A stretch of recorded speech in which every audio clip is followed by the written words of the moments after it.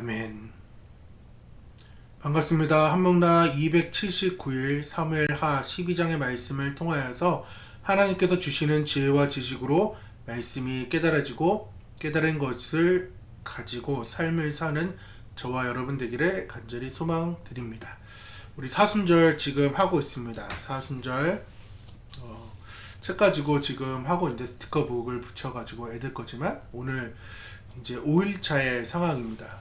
혹시 아침에 하신 분들, 아침 못 하신 분들 있으실 건데, 가족에게 사랑의 손편지를 남겨요에 대한 이제 실천 상황인데, 꼭 해보시길 바라며, 왜 이런 손편지를 갖고 오고 또 하라고 했을까라고 고민했을 때, 혹여나 가족분들 상황에서 힘들어 하시는 분들, 또 어려워하는 분들을 위해서 또 예수님의 그 십자가를 생각하고 또 이런 실천 사항을 남기지 않았을까라는 생각을 좀 하게 되었습니다.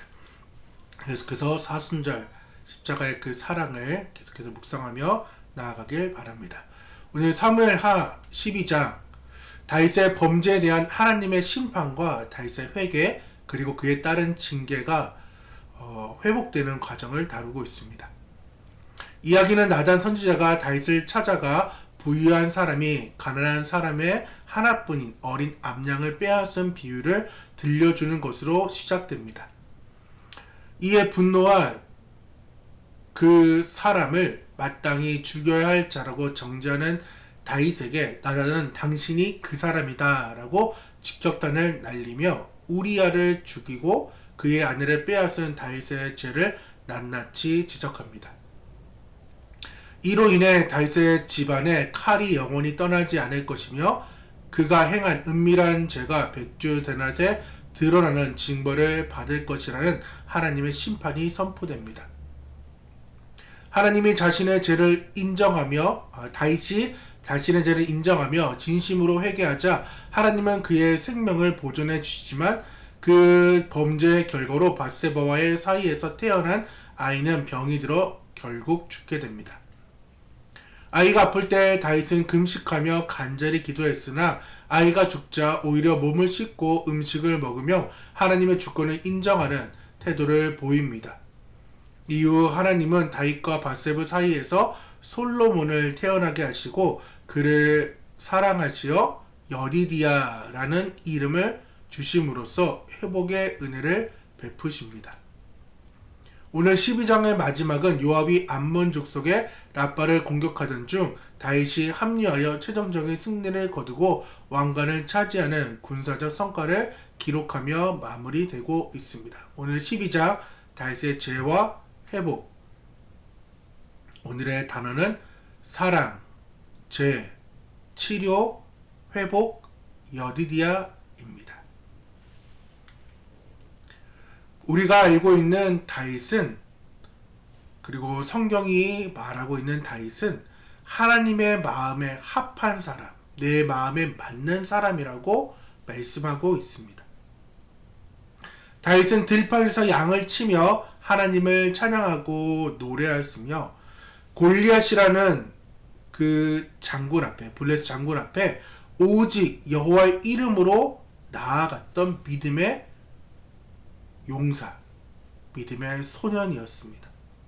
그리고 수많은 시편의 고백처럼 다윗은 하나님을 자신의 목자이며 반석으로 삼고 하나님만을 지극히 사랑했던 사람이었습니다. 또한 10장까지 그 앞장까지 계속해서 사무엘상을 보면은 그는 한결같은 사람이었다라는 거죠. 하지만 지난 11장부터 그런 다윗에게 인생의 가장 어둡고 처참한 순간이 찾아옵니다.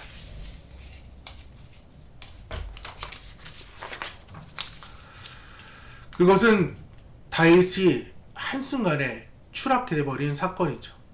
왕이 전쟁터에 나가지 않았다고 기록하면서 그는 옥상에 거닐던 그 차에 그 나태가 탐심으로 이어졌고 탐심은 간음으로 이어지며 그 간음을 덮기 위해 충성스러운 신하인 우리아를 죽이는 살인으로 치달았습니다. 사랑했던 사람, 하나님을 지극히 사랑했던 그 마음이 자기의 중심적인 그 욕망으로 가득 찼을 때 다윗은 영적인 눈이 어두워져 버렸습니다. 욕망으로 인해 그는 영적인 눈이 멀어져 버렸다는 것입니다. 우리의 아내를 범하고 아이를 가졌으면 한결같고 여전하며 하나님을 사랑했던 다윗이라면 바로 회개를 해야 됐습니다. 하지만 다윗은 무려 1년 동안 아이가 태어날 때까지 회개하지 않고 침묵하며 이 상황을 이어갑니다. 즉, 죄는 하나님을 사랑하던 그 심령을, 마음을 딱딱하게 만들며 마음을 굳게 만든다라는 것입니다. 이것이 죄의 무서움입니다. 이러한 다윗, 사울처럼 포기할 수 있었지만은 하나님께서는 여전히 그를 붙잡고 포기하지 않으십니다. 왜? 하나님의 그 언약, 다윗의 언약으로 인하여서 하나님은 그를 포기하지 않았다라는 것입니다.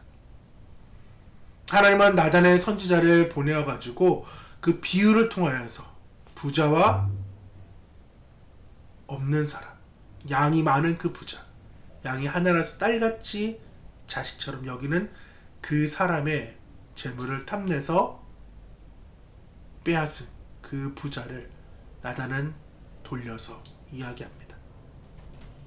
다윗은 4배나 갚아야 된다라고 얘기할 때 나단은 그게 바로 너야 라고 이야기할 때 다윗은 무너져 내렸습니다. 여기서 중요한 것은 사울과 다윗의 차이점이라는 것입니다. 사울에게는 선지자가 없었어요. 하지만 다윗에게는 수많은 선지자들이 있어서 그때마다 하나님께서는 말씀으로 조명해 주시고 말씀으로 삶을 살 수 있게 해 주었다라는 것입니다. 우리에게도 하나님의 말씀을 들려주고 알려주고 함께 할 수 있다는 것이, 그러한 사람이 있다는 것이 축복이. 혹여나 없다면은 그 사람이 있게 해달라고 기도하시고, 또한 내가 그 사람이 될 수 있도록 하나님께 우리를 드려야 합니다. 나단 선지자는 다윗에게 당신이 그 사람이다 라고 이야기할 때 다윗은 즉시 무릎을 꿇습니다. 그리고 지난 11장과 12장에 불렀던 찬양, 시편 51편의 그 통곡이, 기도가 시작됩니다. 그리고 다윗은 고백합니다. 주의 얼굴을 내 죄에서 돌이키시고 내 모든 죄악을 지워주소서. 하나님이여, 내 속에 정한 마음을 창조하시어 내 안에 정직한 영을 새롭게 해달라고 다윗은 체면을 생각하지 않고 베개가 다 젖을 정도로 그렇게 울면서 하나님께 나아갔습니다. 왜? 다윗은 그 1년 동안 무뎌지고 딱딱했던 그 마음이 다시금 이제 그 죄가 드러남으로 인해서 하나님과 관계가 깨어지고 끊어짐을 보고, 아, 내가 그동안 뭐 했지? 이런 마음으로 주여, 제발 정직한 영을 내게 부어주시고 성령을 내게서 걷어가지 말라고 말씀합니다. 그리고 또한 다윗은 재물보다 상하고 통회하는 마음으로 하나님이 그것을 받는다라고 생각하며 알고 기도했습니다. 이것이 다윗이 가졌던 위대함이자 한결같은 마음이, 재물로 퉁치는 것이 아니라 그는 마음으로 하나님께 나아갔습니다. 자신의 죄를 들고. 죄를 짓지 않는 것이 아니라 죄를 지었을 때에 하나님 앞으로 즉시 엎드릴 수 있는 용기가 필요합니다. 하나님이 말씀 하나보다 누가 말하네? 그러고 귓등으로 여기고 그냥 넘어가는 것이 아니라 다윗처럼 즉각적인 왕인데도 나단의 그 선지자 앞에서 울며 나아가는 그 다윗의 모습, 그 모습이 우리의 모습이 되어야 되며 그런 용기가 필요합니다. 회개했다고 해서 모든 결과가 사라지는 건 아닙니다. 앞으로 이제 13장부터 이 죄의 대가가 얼마나 큰지를 우리는 보게 될 것인데, 첫 번째가 밧세바 사이에서 태어난 그 아이가 7일 만에 병들어 죽게 됩니다.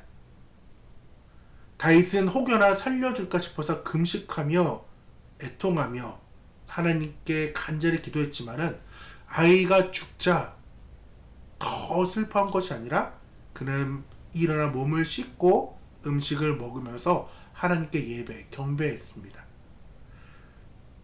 신하들은 이 상황이 이해할 수 없었죠. 다윗은 자신에 대한 그 하나님의 판결을 겸허히 받아들이는 치유된 영혼의 모습을 보여주었습니다. 또한 자신이 더 이상 고집 피우지 않았습니다. 그 죄의 대가 앞에, 결과 앞에 하나님의 주권을 인정하는 모습, 하나님의 주권을 인정하는 법을 다윗은 새롭게 배웠습니다. 징계는 아픕니다. 다윗 정말 아팠을 거예요. 하지만 그 과정은 다윗을 다시 정결케 빚으시는 하나님의 손길이 담겨져 있었습니다. 이런 폭풍이 지난 후 하나님은 다윗에게 놀라운 선물을 주십니다. 밧세바를 통해 다시금 아들을 주시는데 그 아들이 우리가 잘 아는 솔로몬입니다. 그런 하나님께서 이 솔로몬을 보내주시고 나단 선지자를 보내가지고 솔로몬에게 특별한 별칭을 붙여주십니다. 하나님은 이러한 마음을 가지고 또한 솔로몬을 바라봤을 건데, 여디디야, 여호와께 사랑을 입음, 여호와께 사랑받은 자라는 그 이름을 붙여 주었다라는 것입니다. 어떻게 보면은 솔로몬의 별칭일 수도 있지만은 다윗의 관점으로 본다면은 오늘의 그 단어처럼 앞으로 좀 볼까요? 사랑. 하나님을 다윗은 사랑했습니다. 하지만 죄가 들어오고 1년 동안 죄를 방치하며 딱딱했던 굳었던 그 마음이 하나님께서 너 죄지었어, 그게 너야 라고 했을 때 즉각적인 죄가 회개되고 치료가 되며 회복되어서 하나님은 다윗에게 여호와의 사랑을 입음을 받은 다윗으로 이야기하는 것 같습니다. 우리도 하나님을 사랑합니다. 그러니까 이 늦은 시간까지 예배를 드리고 또 사순절 스티커를 붙여가며 거기에 말하는 그 미션을 지키면서 내 자신을 죽여가면서 하나님께 나아가야지, 그 마음, 그걸 가짜라고 말할 사람은 아무도 없습니다. 하지만 죄가 들어옴으로 인해서 한순간에 훅 가버립니다. 한순간에 그냥 다 무너져 버려요. 영적인 침묵에 빠지는 그 상황들. 짧은 사람도 있고 1년 넘어간 사람들, 저 같은 경우 15년 동안 그 영적인 그 침묵 앞에 헤어날 수 없을 때에 하나님께서는 사람의 외와 인생의 채찍으로 우리를 버리지 않습니다. 계속해서 말씀하시고 하나님께 얻어맞았어 막 그렇게 얘기하는데, 그게 왜? 하나님은 우리를 사랑하니까 다윗의 언약처럼 사람의 매와 인생의 채찍으로 우리를 계속해서 교훈하시고 하나님께로 오게끔 하는 거예요. 그럴 때 우리는 하나님께 다시금 나아가게 되고, 하나님은 그동안의 모든 일들을 다 없이 하시면서 다시금 이야기하는 거죠. 철훈아, 너는 여디디아야. 누구누구야. 너는 여디디아야. 우리 사랑하는 성도님들, 한모나 가족들, 하나님께서는 우리를 보고 여디디아라고 말씀해 주고 있다라는 것입니다. 지금 혹시 죄의 눌림이나 인생의 징계 아래 계시는 분이 계신가요? 오늘 사무엘하 12장의 말씀처럼 하나님의 얼굴을, 주님의 얼굴을 구하길 원합니다.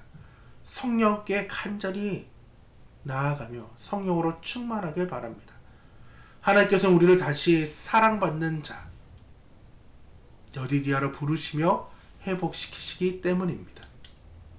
오늘 12장의 삶 읽기, 과거의 실수나 실패 혹은 그로 인한 징계 때문에 여전히 죄책감에 사로잡혀 있지 않은지, 나는 하나님께서 내가 실패 자리에서 너는 여디디아라고 말했을 때 일어날 수 있는지, 구약에서는 내가 계속해서 하나님께 무언가를 해야 되는 그 상황이라고 한다면, 신약의 상황에서는 그 실패 자리에서도 여전히 하나님은 찾아온다라는 것, 이것이 좀 은혜인 것 같습니다.